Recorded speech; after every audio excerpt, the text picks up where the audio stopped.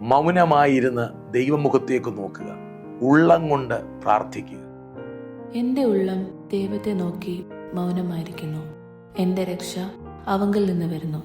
സങ്കീർത്തനം 62:1. വാക്കുകളില്ലാത്ത ഒരു പ്രാർത്ഥനയാണ് ഇവിടെ കാണുന്നത്.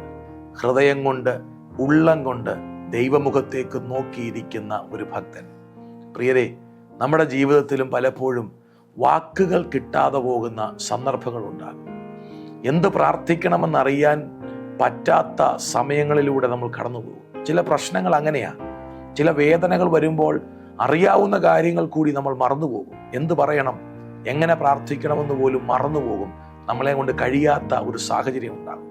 ആ കാഠിന്യതയുടെ ആഴം അത്ര വലുതായതുകൊണ്ടാണ് നമുക്കത് അങ്ങനെ സംഭവിക്കുന്നത്. പക്ഷെ ഭക്തൻ ഇവിടെ പറയുക, എൻ്റെ ഉള്ളം ദൈവത്തെ നോക്കി മൗനമായി ഇരിക്കുന്നു. വാക്കുകളില്ല, സംസാരമില്ല, ശബ്ദമില്ല, ഉള്ളം കൊണ്ട്, ഹൃദയം കൊണ്ട്, മനസ്സുകൊണ്ട് ദൈവസന്നിധിയിൽ പ്രാർത്ഥിക്കുന്ന ഒരു പ്രാർത്ഥനയുണ്ട്.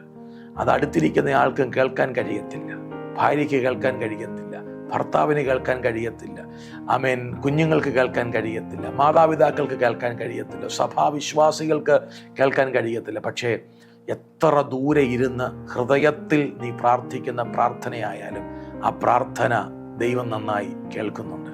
ഇതേ അവസ്ഥയിലൂടെ കടന്നുപോയ ഒരു സഹോദരിയാണ് ഹന്ന. പെനീനയുടെ കളിയാക്കലുകൾ അവളുടെ ഹൃദയത്തെ വല്ലാതെ വേദനിപ്പിച്ചു. ആ വേദനയുടെ നടുവിൽ ഹന്നായിക്ക് വാക്കുകളില്ലാതെ പോയി. ഹന്നായെക്കുറിച്ച് എഴുതിയിരിക്കുന്നത്, മന്ദിരത്തിൽ ചെന്ന് അവൾ ഹൃദയം കൊണ്ട് സംസാരിച്ചു എന്നാണ്. ഏലി പുരോഹിതന് അവളുടെ ശബ്ദം കേൾക്കാൻ കഴിഞ്ഞില്ല. ഏലി പുരോഹിതൻ നോക്കിയപ്പോൾ അവളുടെ ചുണ്ടുകൾ വിറങ്ങലിക്കുകയാണ്. ഹൃദയം കൊണ്ട് അവൾ പ്രാർത്ഥിച്ചു, ഹൃദയം കൊണ്ട് അവൾ ദൈവത്തോട് സംസാരിച്ചു, ഹൃദയം കൊണ്ട് അവൾ ദൈവസന്നിധിയിൽ അവളുടെ വിഷയത്തെ സമർപ്പിച്ചു. പുറത്താർക്കും കേൾക്കാൻ കഴിയത്തില്ല. ഇന്ന് എന്നെ കേൾക്കുന്ന ദൈവപൈതലേ, ആരോടും പറയാൻ കഴിയാത്ത നിങ്ങളുടെ വിഷയങ്ങൾ നിങ്ങൾ ആരോടും ഷെയർ ചെയ്യാൻ കഴിയത്തില്ലെന്ന് പറയുന്ന നിങ്ങളുടെ ഹൃദയത്തിനകത്തെ വേദനകൾ അറിയാൻ കഴിയുന്നൊരു ദൈവമുണ്ട്. ആ ദൈവകരങ്ങളിൽ സമർപ്പിക്കുക. നിങ്ങളുടെ വിഷയം ദൈവം കൈകാര്യം ചെയ്യും. നമ്മുടെ കർത്താവ് സർവശക്തനായ ദൈവമാണ്. ദൈവത്തിന് കഴിയാത്ത ഒരു കാര്യവുമില്ല. ദൈവം നമ്മളെ സഹായിക്കും, ദൈവം നമ്മളെ ബലപ്പെടുത്തും, ദൈവം നമ്മളെ ശക്തീകരിക്കും.